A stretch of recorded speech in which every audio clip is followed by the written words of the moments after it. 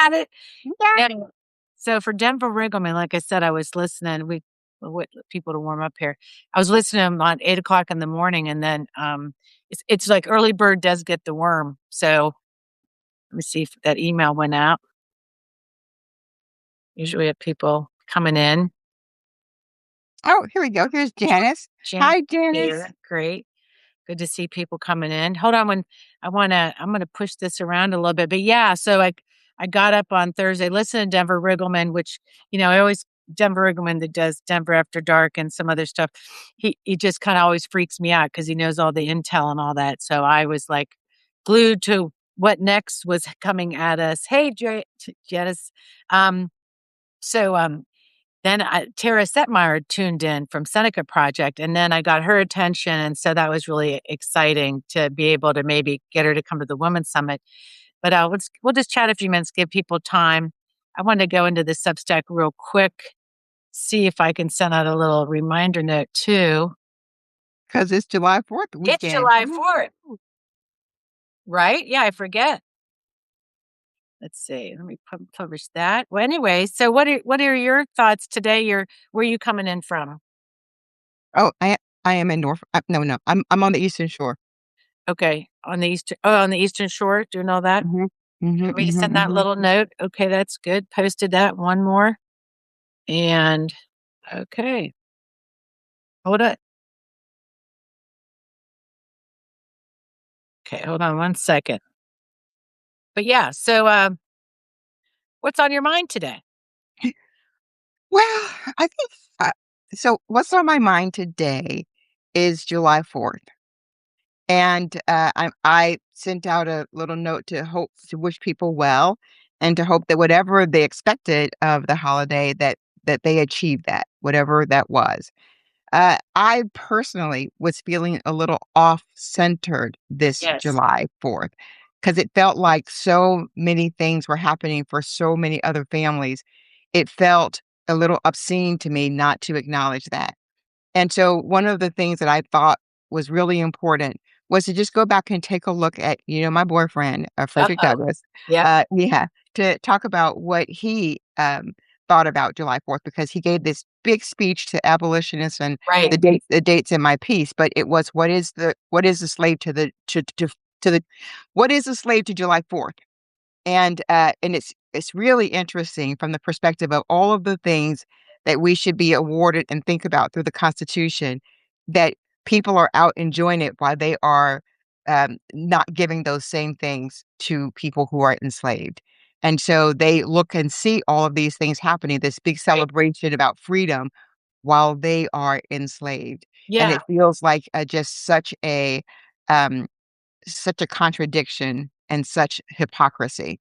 And I felt this time it was much the same. While people are in detention centers that we call concentration camps because they are so horrible in the way they treat people, what's happening in terms of voting rights, women's rights, and I felt like there's this big celebration about freedom, and at the same time all of these things are happening around us, and it feels like there should be some acknowledgement that these things are occurring.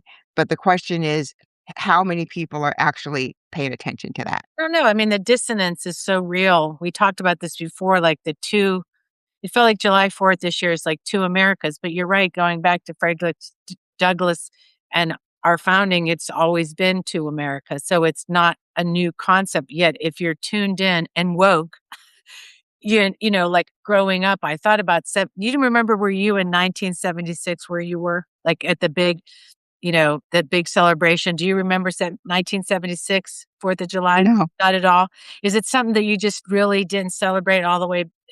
Is that? I don't think that I thought about it in any big way. I wasn't all that old in '76. Ha ha ha. Neither were you. But I don't really remember it. But I do remember. I'm guessing lots of ads on TV and stuff like that, because it was just whatever it was a happier time. But I thought about this July 4th, Right. And I thought about the Voting Rights Act. I thought about temporary protection status being taken away. Right. And to me, it felt like what was overwhelming to me for this July 4th was the Supreme Court decisions, because over the last 2 weeks, they've been handing down all of these decisions. And it felt to me like the Supreme Court, this conservative side wing of the Supreme Court, really felt like the Supreme Court doing Dred Scott, doing that decision, that you had these people who are actually racist on the Supreme Court who handed down that Dred Scott Right. decision. And it Right. feels very much to me like this court who took away women's reproductive freedom, who took away temporary protective status, who just didn't care at all Right. about what happened to the people that they were making decisions for. So this July 4th, that weighed heaviest on me because of the decisions that it seems like a court who cares little about us and more about treating someone as a king. And that's why this felt so hypocritical to It's me this like I time. said, the dissonance was there. And Gilda says she had a Frederick Douglass type of July 4th. So I would say not alone. Explicit's here. Good to see Explicit, Paul. Great to see people. And Alpha's in the room. And that's exciting. I think you're going to be doing a combo with Alpha. I'm excited about that. July 23rd, my All conversation with right. Alpha. I'm very excited about it. I am too. I love always love when we kind of run into each other. I'm so glad we're getting, as we say, I love to say, getting in community. We're getting down with Alpha, having some community with her. But I really felt like the two Americas were pretty strong. I, like you said, leading up to this, and then we see this.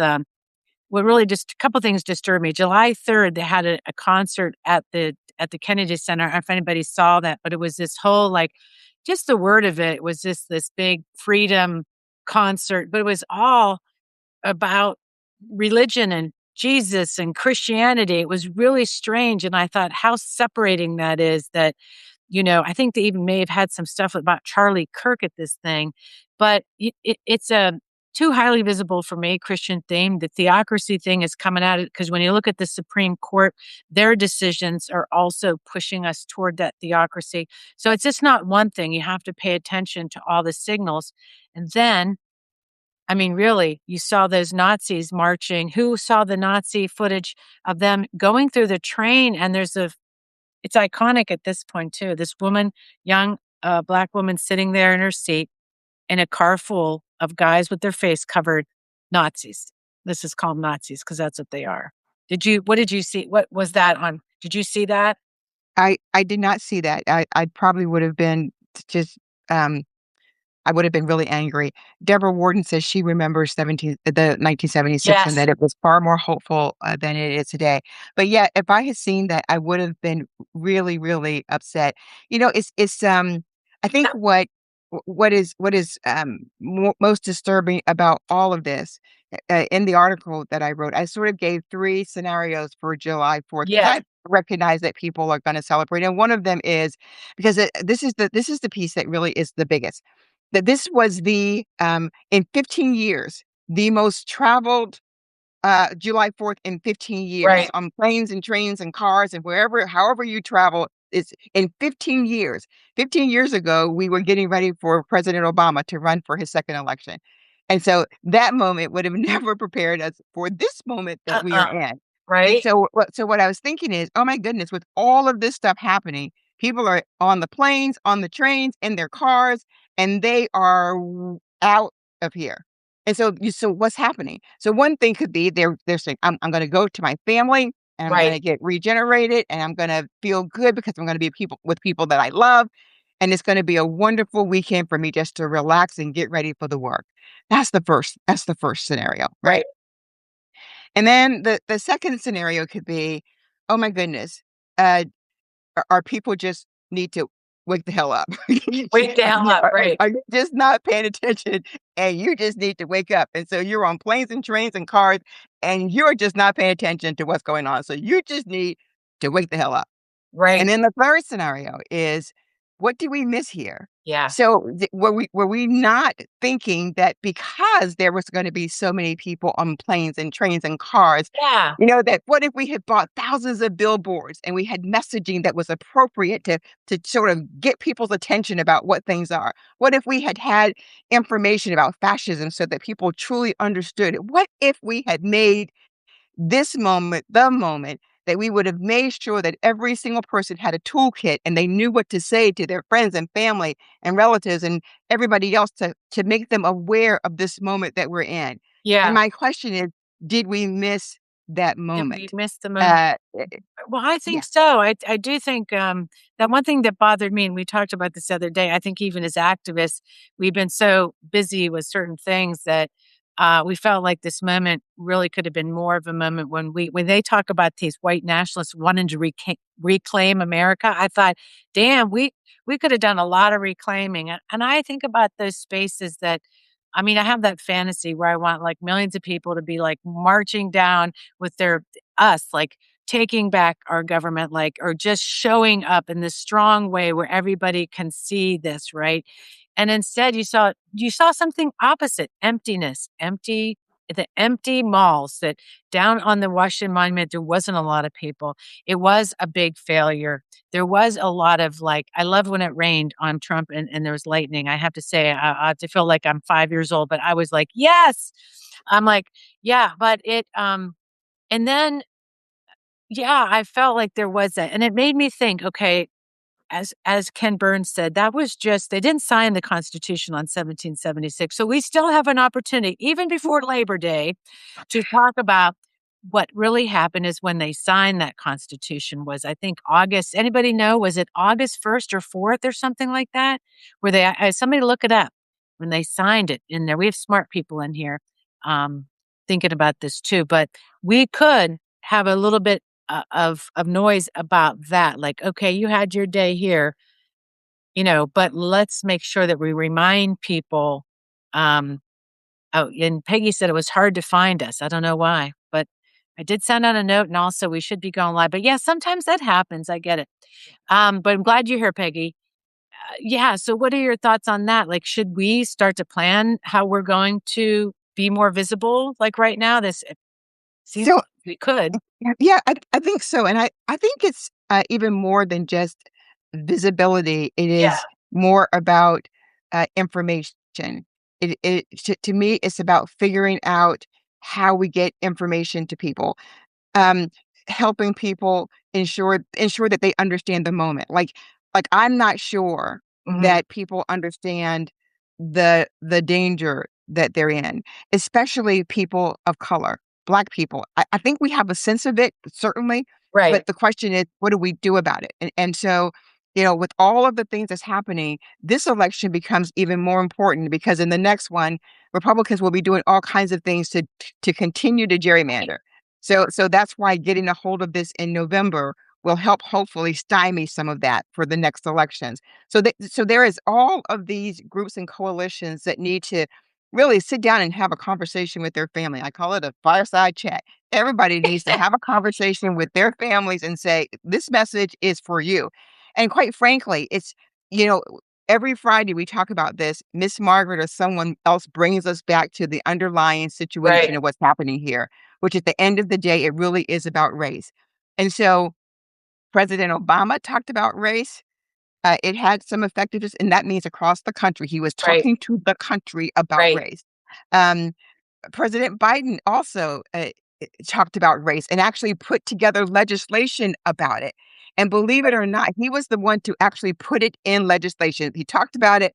It was the first thing he did as an executive order. But what happened is, then all the work started. But that's when the Trump people and the Republicans started dogging DEI and woke and had this whole thing around grievance. I mean, they took the narrative and ran with it, which Right. was really the foundation of Trump's election, was around race and othering. That was the foundation, and he started it then. And then what did he do? His very first executive orders were around DEI. And Right. the first thing he did was undo all of the work that Biden had done. But I don't think anybody talked about it in a way that caused people to really understand what the fight was and how they were building the Yeah. narrative. It was sort of like the long game of the Southern strategy, Well, come to let's life. just say I think too, there's a couple things come to my mind. Well, one about the person to talk about it wasn't really Obama at some point. Maybe now. Remember, he was really never good at addressing it because it was difficult for him, and we can get into that, right? So for him, when you see him now, I mean, you could see how beloved he is by people. I mean, when they see him, they feel just about the country as they should. But I do think I don't know who the exact messenger is around that, but I will say, like Frederick Douglass and other people, that told people like, look, this Constitution doesn't work for me. It's a great opportunity right now to talk to people about people don't understand even what they're celebrating when they talk about the Declaration of Independence. What does it say? Who is it for? And then what is that Constitution and Bill of Rights that come later? Why is due process so important? So I think that we have a really interesting opportunity when we talk about conversations of really having them to talk about just our founding. And one thing I loved, Heather Cox Richardson was talking the other day, and it was about Ossoff. John Ossoff, we were talking about that we think he's a good messenger. He's talk about somebody that could talk about our country, our founding in a way that's positive, and then gets people to think about something else that's not that we need to fix. So John Ossoff has a big rally. He talks about, look, our founders would be really surprised if they came back right now. They'd be really surprised women have the right to vote. They'd be really surprised about the 13th and 14th Amendment. They would be amazed at what we have built past the 13 colonies. Then he said, but they also would be stunned to understand that every precaution they put in the Federalist Papers that they warned us about a king, they would be like, what the hell are you guys doing? So I think when you're able to shine the light and then show what the dark is and then show the danger, when you have somebody like, I think he's a good messenger. What are your thoughts around him and that kind of that setup to be able to say to people like, look, this is what our papers here say. We're not living up to it. What do you think? Well, I think there has to be multiple messengers, Right. and they Of have to be course. trusted messengers. And I also think that with these multiple messengers, that the messenger has to be trusted by the community, Right. and they have to be able to understand how that community interprets what they're trying to say. So I think that overall, Ossoff is a really good messenger. And here's where his messaging is really important. He talks about corruption, and he talks about Yes. corruption and how it impacts everyday people. And that is huge. And Right. so that is the big message. But we also need to hear people talk about how this impacts people specifically. There are things that are impacting Black people in very different ways than it's impacting white people. There Right. are things that are impacting people, Hispanic people, in very different ways that is hitting Black people and white people.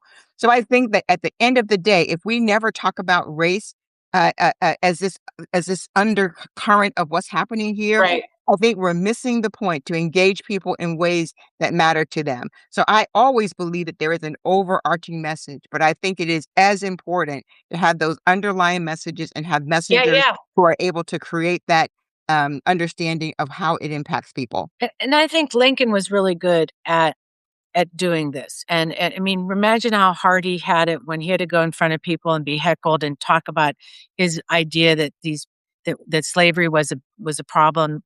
We have to do something about it. If we really believe everybody, what it says, in our founding documents that all men are treated equal. And then they would say, like, are they really? Let's talk about this and let's get down to the frank discussion about it. And he had to learn how to take it.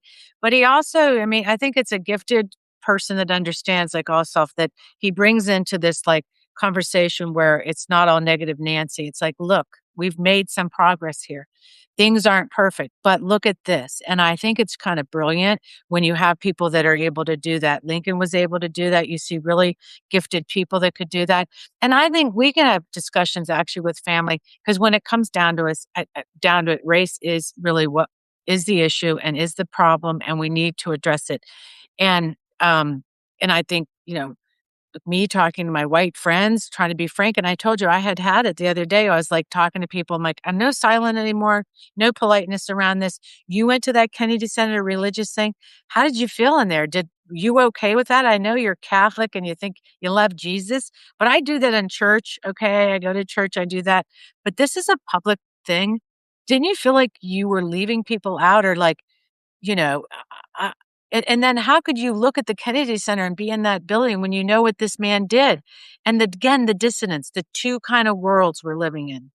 Yeah, I'm gonna go back to the picture that you were talking about. Explicit says that people will look back on it in 100 years and be Yeah. like, "WTF?" And I think that's exactly right, but I need people to be like, "WTF" right now.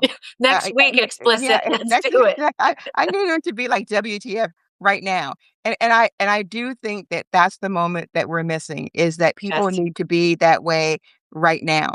We need to ask people about some of the things that they're seeing and hearing, and we should stop also making the assumption that they're seeing and hearing it, because depending on where they get their news and how they absorb it, there are so many things that they don't even know. I was amazed sometimes talking to folks, and even when you saw it online, people would say, "Oh, well, I didn't really know about the insurrection. I didn't know that that happened. I didn't see that." So Yeah. I think that we make this assumption that people see these things and know these things. But you want to know what's really interesting? What? So I was reading something today. Remember, I've been talking about, how do we help people see what their vote, the Yes. consequences of their Right. vote actually is. And so I was talking about school vouchers, and how, you had this idea where this really woman who's more affluent, and she's got her daughter, and her Right. daughter is on her way off to a private school. And then you have this other mom, and she's not as affluent, but her daughter has, torn books because she's going to a public school, and all the money is coming from the public school to go to the vouchers, to the parents with vouchers who don't need them. And so when you see Right. that and you make a conscious decision about that happening, I mean, can you really look at your family and say, I'm going to just keep on voting for Billy Bob because, he's been a Republican and I vote Republican, but I know that Billy Bob is going to take money from my family and give it to, Mrs. Jones over here. Can you really do that? Well, I was Googling and looking for the information and found that Republicans Right. have been using that in rural spaces all along to turn information on vouchers. But what happened, it was working where they were doing exactly what I just said.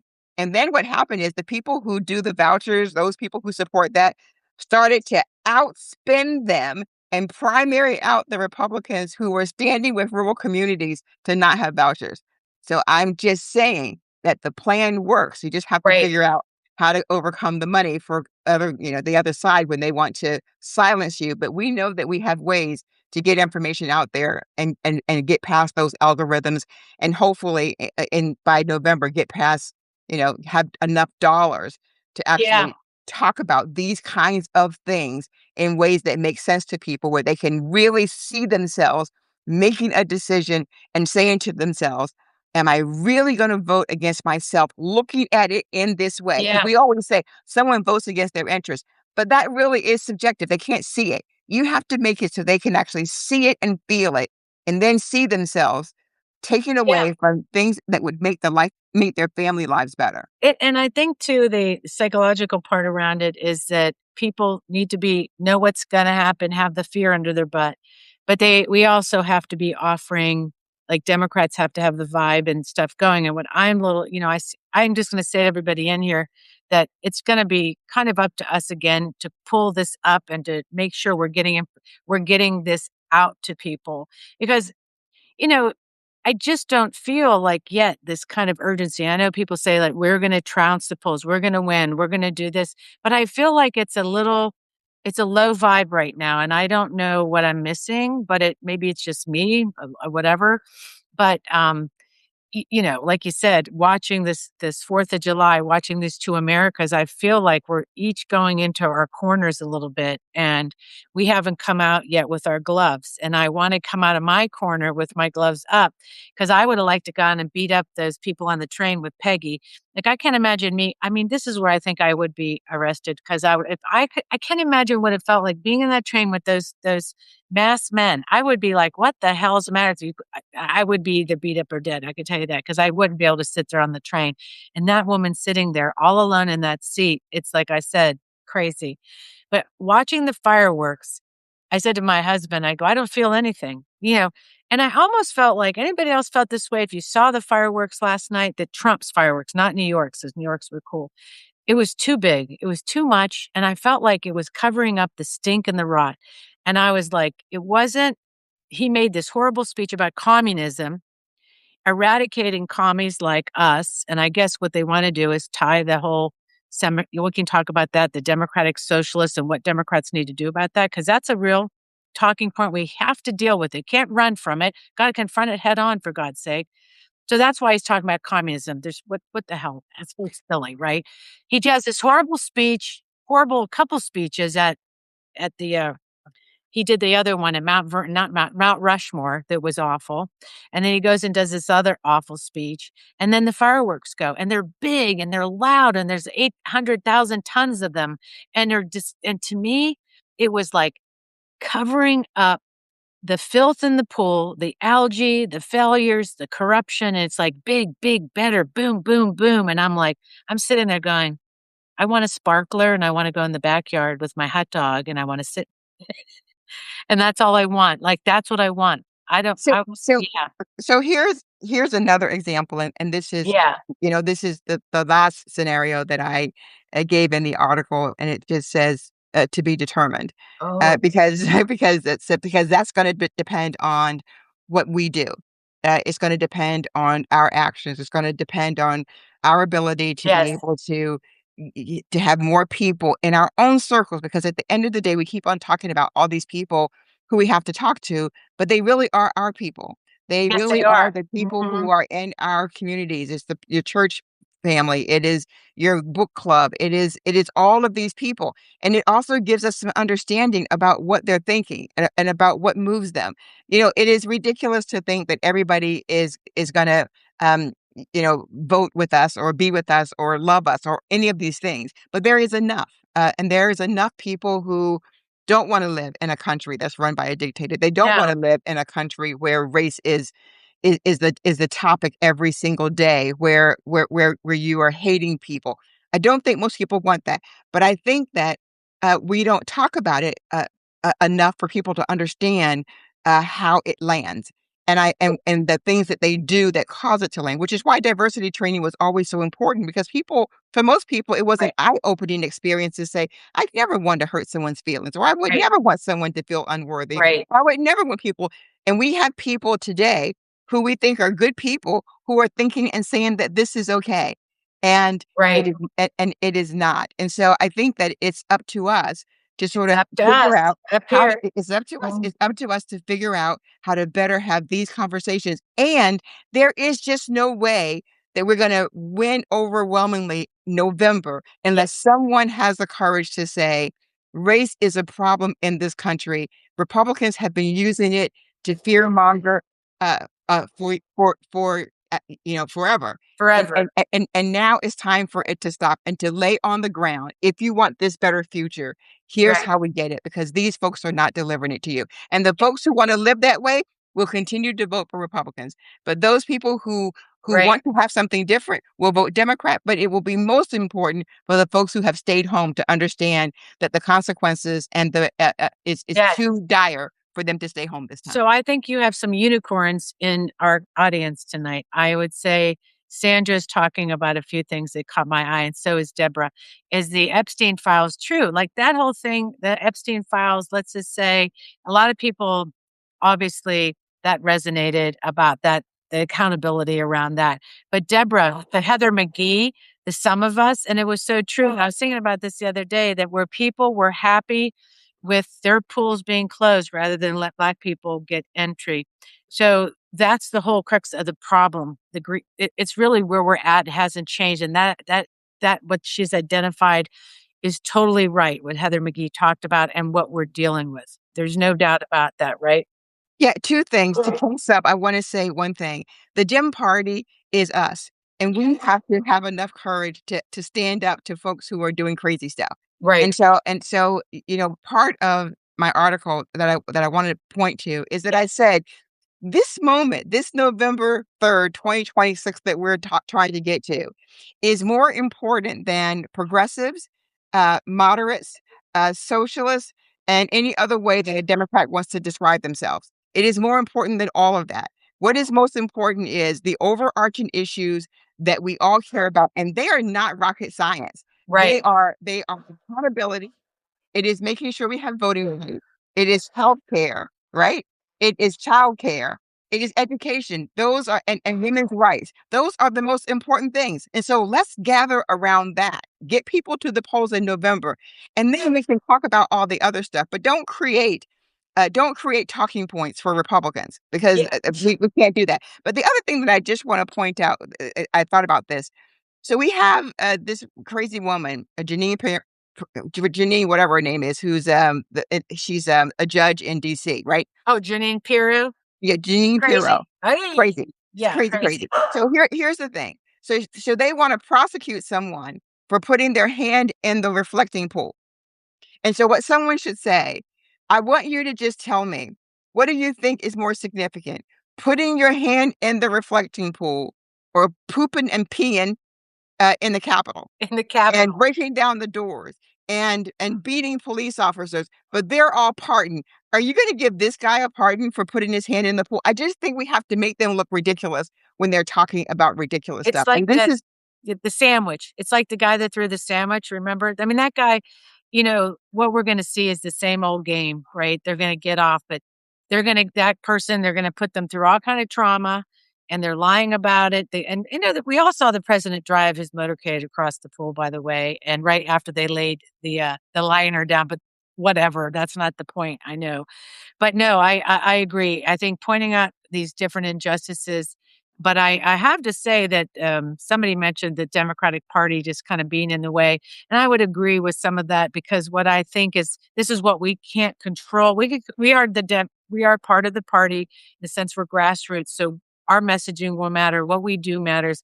I can't control Hakeem Jeffries and Chuck Schumer. Unfortunately, if I could, Chuck would have been fired a long time ago. By the way, because this is the 4 years ago. Well, when he lost the Senate, he needed to go.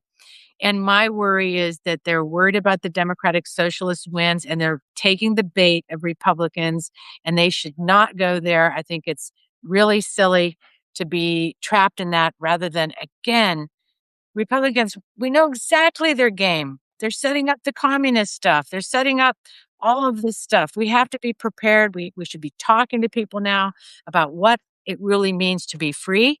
And it is meaning putting your hand in the water to feel something real. Yeah, that's pretty free. Uh, like, what we're really talking about freedom. Anyways, but I know we're getting to the hour here. But yeah, someone's a former Olympic canoeist. yeah. Yeah, a canoeist, not a right? But yeah, so I know that we want to wrap up. Any last words about the 5th of July? We're past the 4th, and now we're heading into the whole hot month.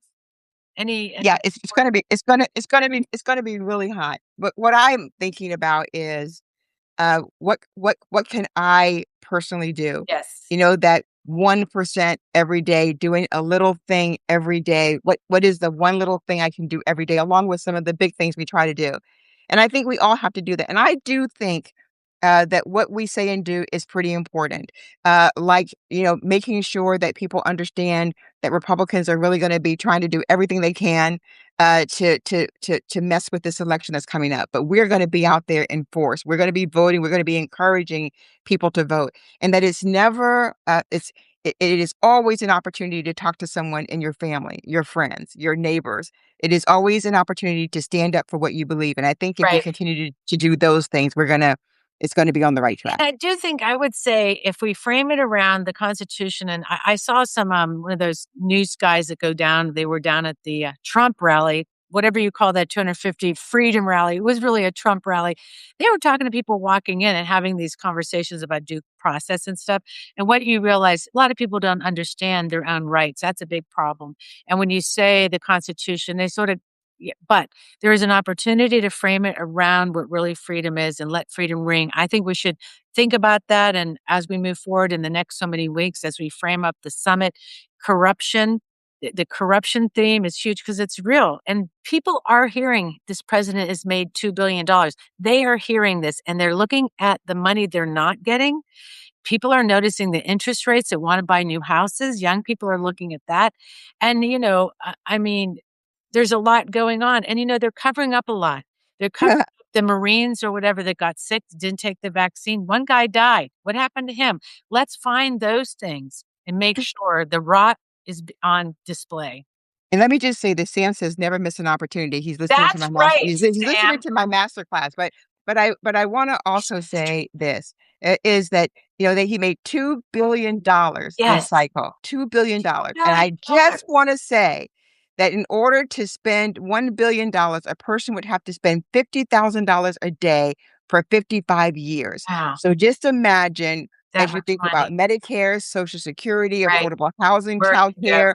What could we do with that money? And it doesn't matter who you are, that touches you. It does. And I'll say that, and we talked about somebody who's mentioned the democratic socialist thing. They have the energy and the vibe. And that's where this is something we need to actually kind of address at some point here.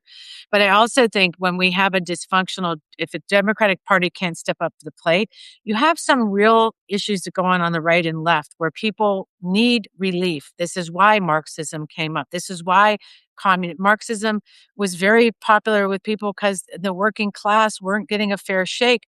We have an economic gap. We have a huge gap we haven't solved yet. Democrats, we keep talking about this wealth inequality, but the gap isn't closing. So guess what? People will be attracted to the help they need. We have to be, the Taliban was very successful because it addressed a need. So look, if we're not addressing the need loud enough, people will gravitate to somebody who says they would deliver. And Mondami is delivering.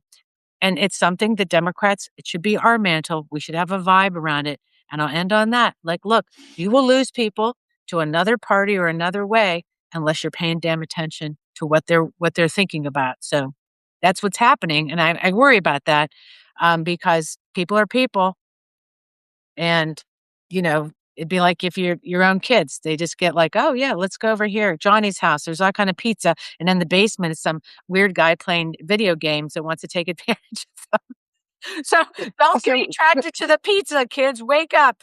it will. So July 23rd, that is exactly what Alpha and I are gonna be talking Oh, about. We're good. gonna be talking about we're Alpha. gonna spend our Right. time talking about the Good. democratic socialists and what all that means and the good, the bad, the ugly of all of it. So I we're love it. really excited to have Guess that what I'm making? conversation. I'm gonna go make What are you bolognese making? sauce. I'm making bolognese sauce. Everybody making some bolognese. Come over, eat it up. My husband's birthday's tomorrow, and I Oh, promised some happy bolognese. birthday, Happy Damien. birthday, Damien. And I made him his favorite dessert at 6 a.m. this morning. I made ice cream and blackberries and graham crackers. So crust. So yum, Well, I'm yum, yum. impressed. I'm very impressed. It's our day. We will celebrate our happy day tomorrow. So thank you for now. Thank you everybody for tuning in and happy fucking 5th of July. All right, good night, Birthday bunny. everybody. Bye bye.